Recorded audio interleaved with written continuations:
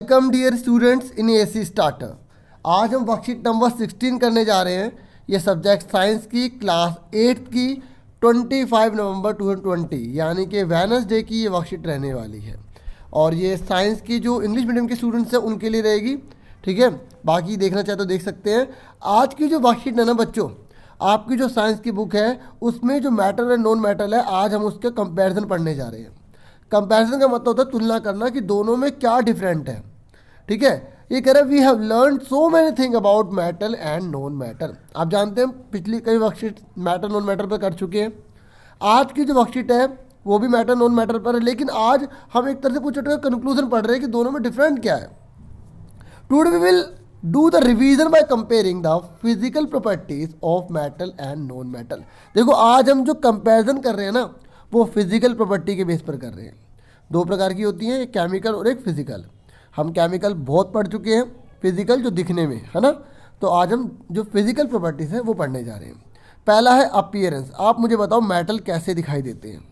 Shiny और lustrous, ठीक है, चमकदार होते हैं। शाइनी भी वही है। जबकि नॉन मेटल क्या होते हैं? ये डल होते हैं एक्सेप्ट आयोडीन। सिर्फ नमक को छोड़ के, नमक के अंदर जो आयोडीन है ना, नमक नहीं, नमक के अंदर जो आयोडीन होता है, हर नमक में आयोडीन नहीं होता, और आपको आयोडीन वाला ही नमक खाना चाहिए। ये एक्स्ट्रा नॉलेज थी। तो बच्चों ये कह रहा है केवल आयोडीन को छोड़ के बाकी जितने भी सारे नॉन मेटल होते हैं ना वो डल होते हैं, जबकि मेटल जो होते हैं वो शाइनी होते हैं, लस्ट्रस होते हैं, ठीक है। आप कहोगे सर प्लास्टिक जो है वो तो बहुत ज़्यादा हम चमकता, हमारे घर में बड़ा अच्छा प्लास्टिक है भैया, वो उस पर हमने ना पेंट करा हुआ है, ठीक है, जिसकी वजह से वो चमक रहा है। जो मेटल है ना वो अपने आप में ही शाइनी होते हैं, लस्ट्रस होते हैं। ये खास बात है।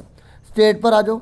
ये कह रहे हैं जितने भी मेटल होते हैं ना वो रूम टेम्परेचर पर सॉलिड में पाए जाते हैं। सॉलिड मतलब सख्त जो होता है, जैसे आपने लोहा देखा है ना, ऐसे। तो ये कह रहे हैं लेकिन मरकरी एक ऐसा मेटल है, क्योंकि देखो एग्जाम में ये नहीं पूछेगा कि दो मेटल के नाम बताइए, आपसे ऐसे पूछेगा एक ऐसे मेटल का नाम बताइए जो लिक्विड में हो, मतलब पानी की अवस्था में हो। तो देखो जो मरकरी होता है वो रूम टेम्परेचर पर ही लिक्विड स्टेट में पाया जाता है। जबकि नॉन मेटल के बारे में क्या बता रहा है कि ये जो होते हैं ना ये तीनों स्टेट में ही पाए जाते हैं, सॉलिड में, लिक्विड में और गैस, तीनों में ही पाए जाते हैं। अब तीसरी प्रॉपर्टीज़ पर आ जाओ। हार्डनेस के बेस पर शक्ति कितनी है इसके अंदर? ये कह रहे हैं ये बहुत ज़्यादा हार्ड होते हैं बच्चों, लेकिन सोडियम और पोटेशियम को छोड़कर और लेड को भी छोड़कर इनको हम ईजिली चाकू से काट सकते हैं बच्चों। सुन रहे मेरी बात? आप इसे नाइफ से ईजिली कट कर सकते हो, ठीक है। उसके बाद आगे देखो बच्चों क्या कह रहा है। ये कह रहा है दीज आर कंपेरेटिवली सॉफ्ट। ये इसके मुकाबले सॉफ्ट होते हैं। ब्रिटल मतलब होता है भंगुर हो जाना। भंगुर मतलब होता है, ठीक है, जैसे मारा और उसके टुकड़े टुकड़े टुकड़े टुकड़े टुकड़े हो गए, ठीक है, पिचके नहीं, मतलब टुकड़े टुकड़े हो गए। तो ये बता रहा है।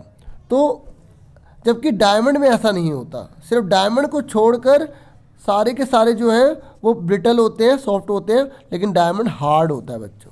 तो अगर आपसे पूछ ले कि एक ऐसे नॉन मेटल का नाम बताओ जो बहुत हार्ड होता है, तो आप क्या बताओगे?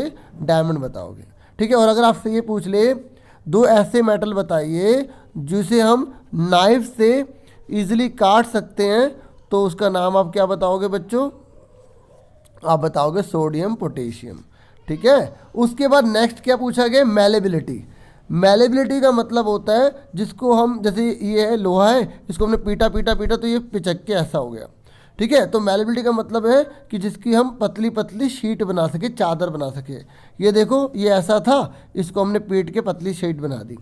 तो ये कह रहे हैं मेटल की खास बात ये होती है कि इनको हम मैलेबल कर सकते हैं, मतलब एक पतली शीट में कन्वर्ट कर सकते हैं, जैसे आपने टीन भी देखी होगी, है ना। ये कह रहा है जबकि मैलेबिलिटी के अंदर ऐसा नहीं होता, नॉन मेटल के अंदर ऐसा नहीं होता, मैलेबिलिटी नहीं पाई जाती, क्योंकि ये ब्रिटल होते हैं, टूट जाते हैं। मारा देखो चूरा चूरा बन गया, है ना, देख रहे हो ना आप, इस तरीके से। उसके बाद आ जाओ डक्टिलिटी पे। डक्टिलिटी का मतलब ये है जिसकी हम तार बना सकें। देखो ये क्या है पता है आपको? ये कॉपर है। तो ये कॉपर की देखो कैसे कितनी प्यारी सुंदर सी तार बनाई है ना। तो ये कह रहा है कि generally all metal are ductile. ये कह रहे हैं जितने भी ज़्यादातर मेटल होते हैं वो डक्टाइल होते हैं। कहने का मतलब है कि वो तार में बदले जा सकते हैं, ठीक है। जबकि जो नॉन मेटल होते हैं ना वो नॉन डक्टाइल होते हैं, क्योंकि उसकी तार नहीं बन सकती, वो तो टूट गए, चूरा बन गए, इस तरीके से। उसके बाद आ जाइए नेक्स्ट पर कंडक्टिविटी पे। कंडक्टिविटी का मतलब ये है कि उसमें करंट पास होगा या नहीं, या उसमें हीट पास होगी या नहीं। आप एक घर पे प्रैक्टिकल भी कर सकते हो। ठीक है, ज़्यादा बड़ा मत करना, कहीं पता लगे आपको नुकसान हो जाए। जैसे मोमबत्ती रही, यहाँ से आप इसको गर्म करो, लोहे की अगर रोड ले ली तो आप यहाँ से पकड़ोगे ना तो ये पूरी की पूरी यहाँ से गर्म हो जाएगी। आप यहाँ से गर्म करो, यहाँ पे अपने आप गर्म हो जाएगी। तो ये होता है कंडक्टिविटी। ठीक है, मतलब मेटल जो होते हैं ना उसमें कंडक्टिविटी होती है, मतलब हीट या इलेक्ट्रिसिटी ट्रांसफ़र हो जाती है।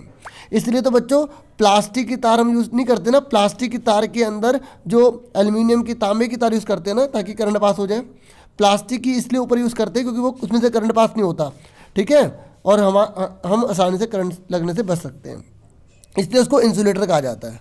जिसमें से करंट पास नहीं होता ना उनको इंसुलेटर भी कहा जाता है। ठीक है, तो कंडक्टिविटी समझ में आ गया आपको।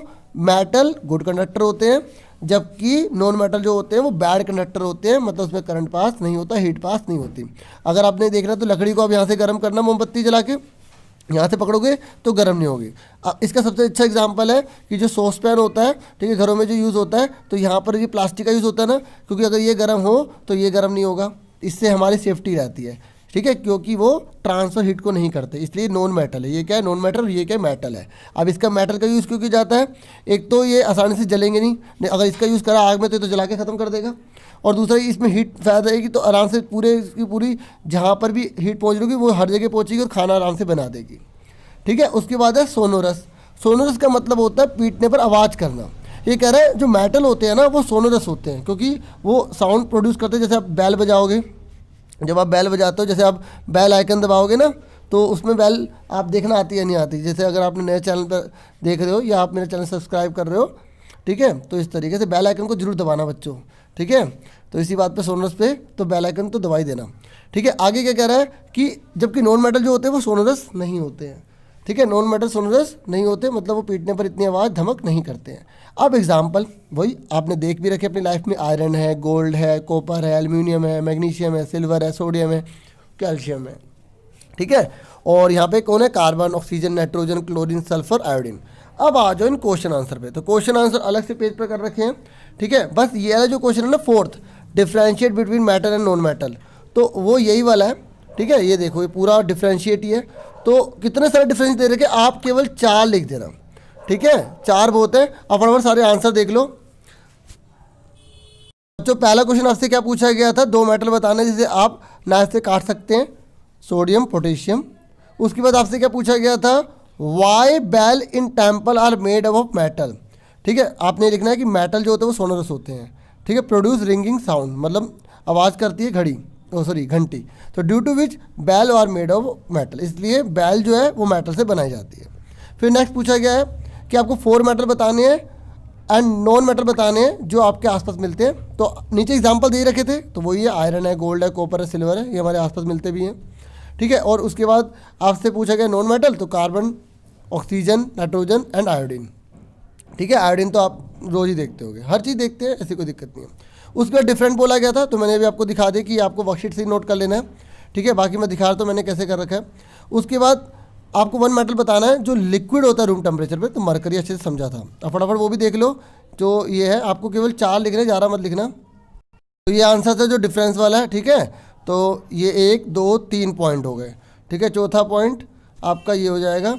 ठीक है, इस तरीके से आप देख लो। ठीक है बच्चों, ये देख लो। तो आपको केवल कितने लिखने हैं, वर्कशीट से देख के लिख देना, अगर यहाँ से नहीं लिखने तो आप 4 लिखना बहुत है। तो आज के लिए इतना बहुत है, और वीडियो को लाइक जरूर करें। अगर आप चैनल पर नहीं हो तो सब्सक्राइब कर लें। Thank you for watching and listening carefully. Take your self dear students.